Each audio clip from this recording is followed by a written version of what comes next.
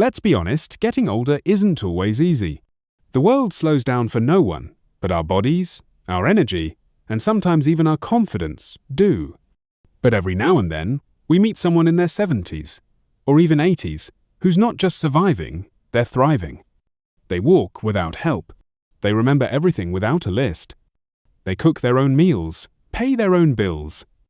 They still read, laugh, join conversations, and stay curious about life. If that's someone you know, then this video is a celebration of you, because you're not just aging well, you're living proof that getting older doesn't mean growing weaker. In fact, if you still do these things today, you're not just healthy for your age. You're a rare gem in a world that too often overlooks what strength really looks like. So let's dive in. Let's uncover these everyday actions that say more about your health, vitality, and independence than any number on a calendar ever could. Have you ever taken a moment to really notice how you walk? I don't mean just getting from point A to point B, I mean the quiet, remarkable gift of moving freely, of walking without needing a cane, a walker, or someone holding your arm. If you're in your 70s or 80s and you can still walk confidently on your own, that's not something to brush off. That's a quiet kind of strength, a daily miracle, really. Because walking without assistance isn't just about mobility, it's a sign that your legs are still strong, your balance is intact, and your joints are flexible enough to carry you through the day. And let's be honest, those things don't come easily with age. You've probably seen how aging can slowly steal this ability, a stumble on the sidewalk, a moment of dizziness when getting up too fast. For some, a simple walk to the mailbox becomes a calculated effort. But not you.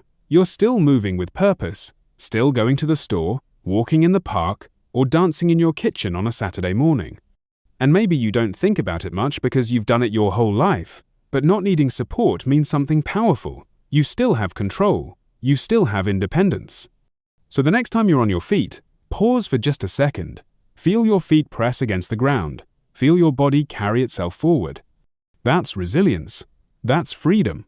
And if you're watching this thinking, I can still do that, then smile. Because you're not just aging, you're aging well. You're living proof that growing older doesn't mean growing weaker. In a world where decline often gets more attention than strength, you're a reminder that movement is more than motion, it's a celebration of life. So keep walking, keep owning your path, and keep being that quiet inspiration the world so deeply needs. Have you ever forgotten where you left your keys? Or walked into a room and completely blanked on why you were there? Yeah, me too. It happens to the best of us, whether you're 25 or 75. But here's something most people don't talk about enough. For those in their 70s and 80s, the ability to still remember to truly recall important details without needing constant reminders, one of the most powerful signs of a sharp, resilient mind. And if that's you, if you still remember birthdays, appointments, names, addresses, even what day of the week it is, then you are holding on to something rare and beautiful. You're not just doing okay for your age. You're thriving. When people think of aging, they often picture a slow fading of memory-foggy thoughts, confusion, post-it notes all over the house. And yes, forgetfulness can come with time, but let's shift that image. Let's celebrate those who still remember. Imagine this. You wake up, check your calendar, and recall that your granddaughter's piano recital is this Friday at 5 p.m. You know her teacher's name. You remember her favorite song. You even recall that she gets nervous unless you sit in the front row. That's not just memory, that's presence. That's still being fully engaged in life. In a world where everything seems to be stored in phones and calendars, there's something deeply human about keeping those details right inside your mind. It means your brain is still alive, alert, responsive, connected. So why is this such a big deal? Because memory isn't just a party trick, it's the backbone of independence. When you can remember your appointments without constant reminders, your medication schedule without relying on someone else, your bill due dates without missing them, you are in control of your life. And that's something no one should take lightly. According to neurologists, one of the earliest signs of cognitive decline is trouble managing everyday tasks, especially financial ones. So if you're still remembering passwords, account numbers, or how much your monthly utility bill should be, you're not just doing okay, you're outpacing the average. You're keeping your autonomy, and autonomy is dignity. Here's the interesting part. Memory isn't a fixed trait. It's not like you either have it or you don't. Your brain is like a muscle, and if you're in your 70s or 80s and still remembering details, it probably means you've been working that muscle all your life, maybe even without realizing it. Maybe you do crossword puzzles over coffee, play memory-based card games with friends, read books and remember the plot, reflect on old stories and tell them to your grandkids. All of that is mental exercise. One study from Harvard showed that older adults who engage in regular mental challenges like learning something new or recalling detailed routine showed slower rates of cognitive decline.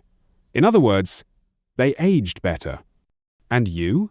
You're probably already doing more for your mind than you think. Let me ask you this. What are the details you remember most easily? A song lyric from 1969? Your high school locker combination? The name of the nurse who helped you during that surgery 5 years ago? These aren't just facts.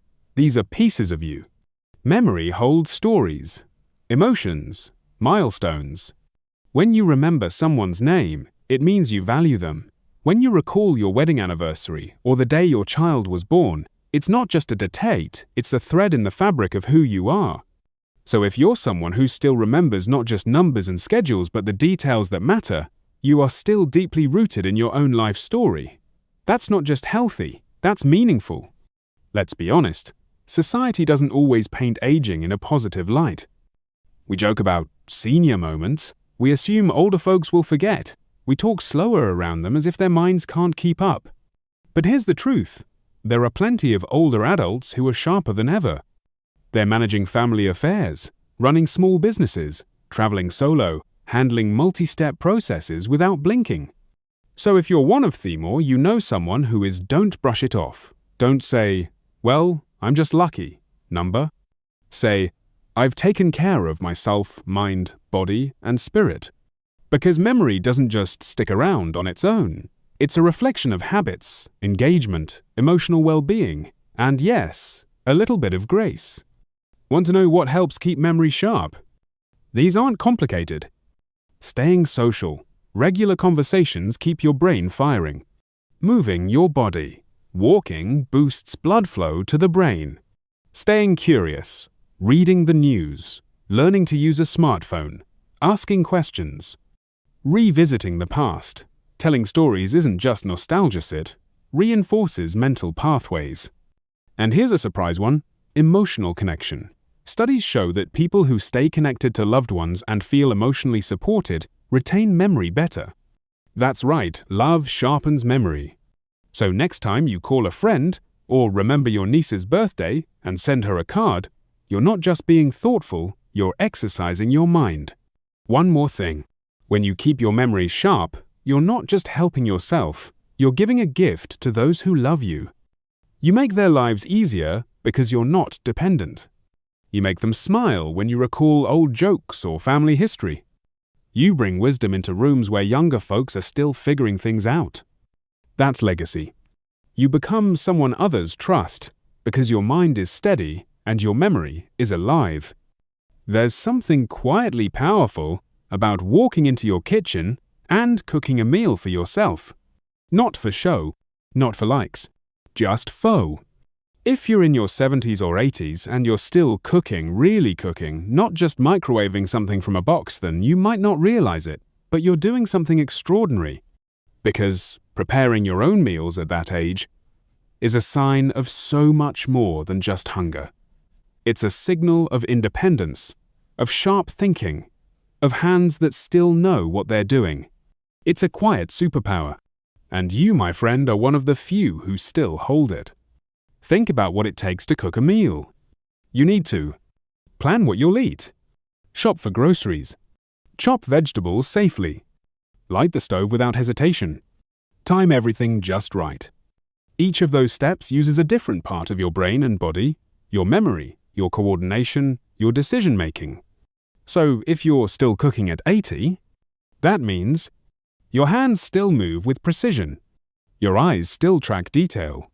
Your brain still follows sequences and instructions. And perhaps most importantly, you're still engaged with your daily life. This isn't just about food, it's about agency. The ability to take care of yourself without waiting for someone else to show up. Neurologists and gerontologists will tell you cooking is one of the best everyday activities for maintaining cognitive strength. Why? Because it forces the brain to multitask, to track time, follow instructions, remember ingredients, and adapt when something doesn't go quite right. In fact, several studies have shown that older adults who continue preparing their own meals maintain better memory, sharper focus, and even higher emotional well-being. There's something grounding about standing at the counter, chopping onions, stirring a pot, waiting for something to simmer. That rhythm is mental therapy. That structure keeps the mind aligned. And in a time when convenience, foods are everywhere, when even teenagers are losing the skill of cooking from scratch, you're holding onto something rare. You're living proof that doing things the slow, thoughtful way still matters. Let's step back and reflect. Why do we eat? Sure, to survive, but more than that, to feel. Comfort, nourishment, control, love. So when you cook for yourself, you're not just feeding your body, you're affirming your worth. You're saying, I matter enough to take time for myself. I am not in a rush. I am capable. I am here. And that's sacred. I once met an 83-year-old man named Walter. Widowed for more than a decade, he lived alone in a quiet suburb. Every morning, he brewed his own coffee, made eggs and toast, and every evening, he cooked a small meal, usually soup or stir-fry. He told me, it's not about the food, it's about waking up and knowing I still have something to do, something for me. And honestly, that's a kind of strength no gym membership can give you. Now let's get practical for a moment. Being able to cook doesn't just mean you're mentally capable, it means your body is still cooperating too. Think about it. You can stand on your feet for 15, 20, maybe 30 minutes. Your grip is strong enough to hold knives or open jars. Your reflexes are quick enough to avoid burns or spills. Your posture allows you to bend, reach, and move around the kitchen. These things may sound simple until you lose them. But you haven't. You still have them. And each time you prepare a meal, you're reminding your body of what it can still do. Even if your steps are slower, even if you take more breaks, even if your recipes are simpler than they used to be, you're still doing it. And that's what matters. You know what's funny? When we talk about health and aging, we focus so much on what people eat. Low sodium, more fiber, less sugar. And yes, those things are important. But there's one ingredient we almost never mention: joy. When you cook for yourself, you choose what you love. You get to smell your favorite spices. You get to cook the dish your mother once made. You get to eat at your own pace, on your own plate, in your own kitchen. That's not just health, that's happiness. And happiness, studies show, directly impacts longevity. People who feel emotionally fulfilled tend to live longer, healthier lives. So if that bowl of chicken noodle soup you made yourself warms your soul as much as your stomach, that's medicine. Here's another angle. If you're still cooking, you're probably also the one who remembers how Grandma used to season the roast, or how Uncle Joe always added too much pepper.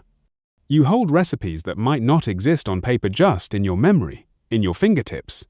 And whether or not you realize it, that makes you a cultural treasure. Every time you stir that sauce, or bake that pie, or mash those potatoes just right, you are continuing a lineage. You are keeping something alive that fast food, apps, and delivery menus can never replace. So teach it. Share it. Even if no one asks. Because one day, someone will miss it, and they'll remember how you made it. Now, maybe you're watching this and thinking, I used to cook, but now my hands hurt. I can't stand that long anymore. My eyesight isn't what it was. That's okay. Cooking, like life, is something we can adapt. Use a stool at the counter. Buy pre-chopped veggies. Switch to an electric burner that's safer and easier. Simplify your meals, but don't surrender the act. Because the ritual matters more than the recipe. Maybe instead of roasting a turkey, you scramble 2 eggs. Maybe your famous spaghetti sauce now comes with help from a jar. So what? You're still doing it. You're still in it. And that means you're still engaged with the life that belongs to you. Cooking for yourself at 80 is not about what's on the plate. It's about who you are. You are independent, capable, engaged, and quietly resilient in a way the world rarely applauds. And you don't need anyone's permission to feel proud of that. So, whether it's oatmeal in the morning, soup at noon, or a little bowl of fruit at night if you made it yourself, you are stronger than you think. You are one of the rare ones who hasn't let the world rush you out of your own life.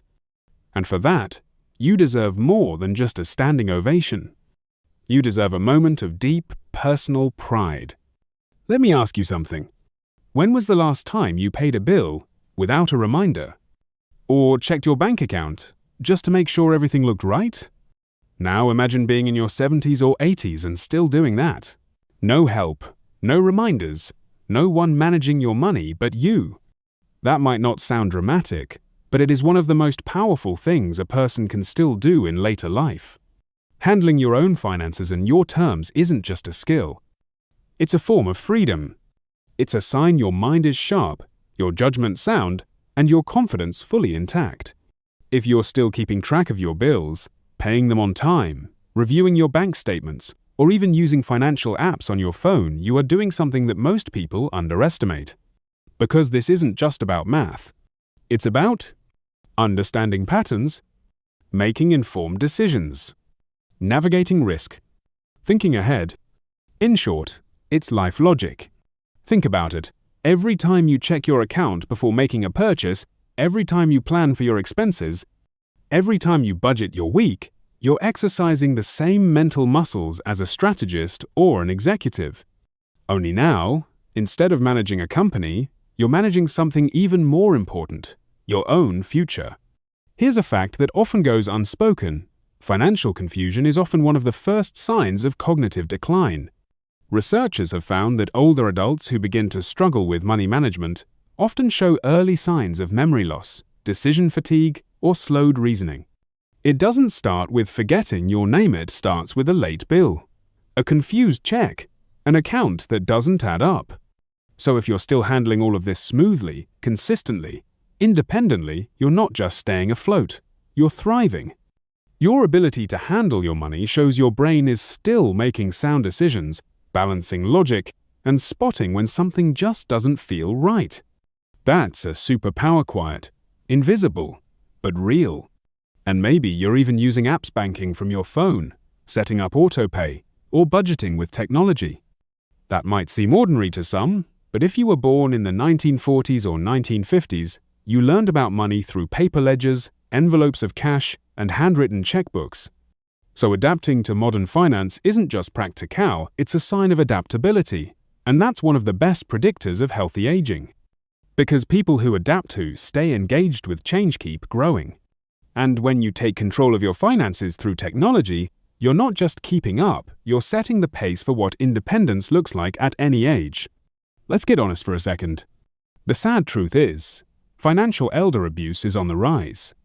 From scams to manipulative relatives, older adults are often targeted, especially those who no longer handle their own money. But you're still the one making the decisions. You know how much you've saved. You know where it's going. And most importantly, you're not easy to fool. Your financial awareness is your shield against dependence, against fraud, and against anyone who might try to take advantage of your trust. By staying involved, you send a message. I know what I'm doing. I'm still in charge. There's also a deep emotional layer to all of this. When you can say, I paid the bills this month, or I moved some money to savings, you're not just listing tasks, you're reinforcing your sense of self. You're saying, I am still capable. I still make decisions. I'm not just coasting, I'm living with purpose. And let's be real, there's pride in that. Just like making your own meals or walking without help, managing your money is one of those invisible wins that deserve a standing ovation. It might not be flashy, but it's powerful. Here's something simple. Can you stand up from a chair without using your hands? It doesn't sound like a big deal, right? But try it. No armrests, no push from the knees, just legs, balance, and will.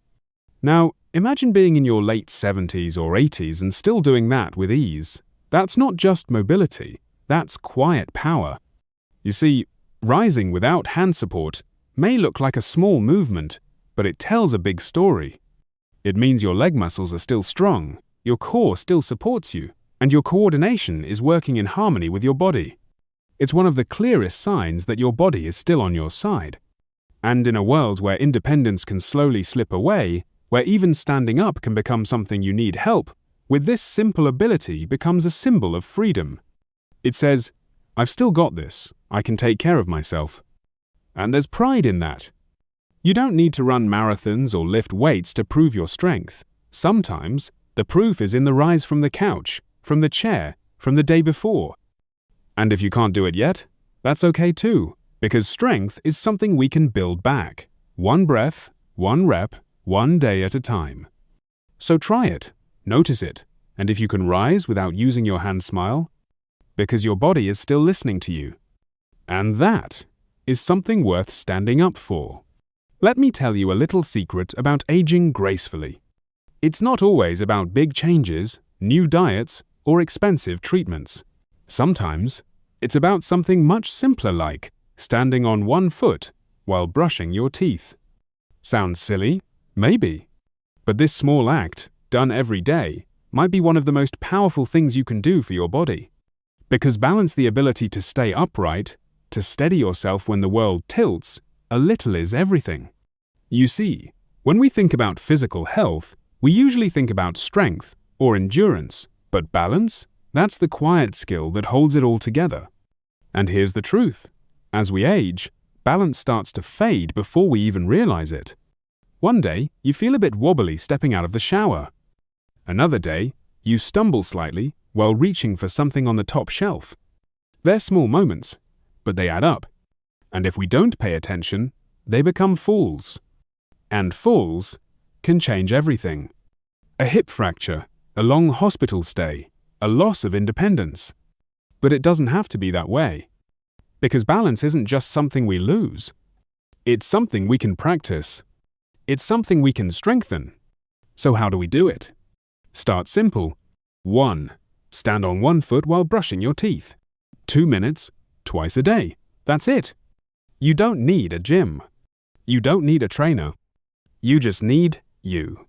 Stand near the sink, gently lift one foot, and feel your body adjust. Your ankles respond. Your legs firm up. Your mind gets sharper, more focused. This isn't just about muscle, it's neurological. You're training your brain to stay connected to your body. You're reminding it how to respond to the unexpected. 2. Heel to toe walking down a hallway, like you're walking on a tightrope but with both feet safely on the ground. Put one foot directly in front of the other, heel touching toe, and walk slowly. Try 10 steps, then 10 more. Your posture improves. Your stride gets steadier, and your body remembers how to move with intention. This simple exercise activates the same neural pathways that help you recover if you suddenly trip on the sidewalk or slip on a wet floor. You're rehearsing your recovery instinct. Here's what most people don't realize. Balance isn't just physical, it's deeply mental. Every time you shift your weight, your brain is processing space, tension, motion, correction. And when you practice balance daily, you're not just building strength in your legs, you're wiring your brain for agility. It's like a conversation between your muscles and your nervous system that says, I'm awake, I'm alert, I'm ready. That's why dancers, martial artists, and even surfers in their 60s and 70s still move with such grace. They never stopped practicing balance. And neither should we. But let's zoom out for a moment. Balance isn't just about the body. It's a metaphor for life. When we lose balance in our movement, it often mirrors where we've lost balance in our minds or routines. Too much screen time. Too little sleep. Too much sitting. Too little presence. So when you take even 5 minutes a day to train your physical balance, you're also training yourself to be centered, to be grounded, to be calm under pressure. Think about that. Balance gives you back control not just of your steps, but of your state of being. So how many of those signs still belong to you? Even if it's just 3, 4, 5, that's already something to celebrate. But if you're still living all you are, the exception, not the rule. You are walking proof that age can be just a number when the spirit stays strong. That independence isn't about youth, it's about daily intention. That you don't need to run marathons to be extraordinary sometimes. Standing up without using your hands says it all. So keep going. Keep showing us what grace looks like in the golden years. Because the world needs more examples like you people who live not by what they've lost, but by what they've kept. If this video reminded you of someone special, send it their way. And if it reminded you of yourself, smile, because you're doing better than you think. Don't forget to subscribe for more content that honors your journey. Until next time, stay strong, stay curious, and never forget, you are a treasure.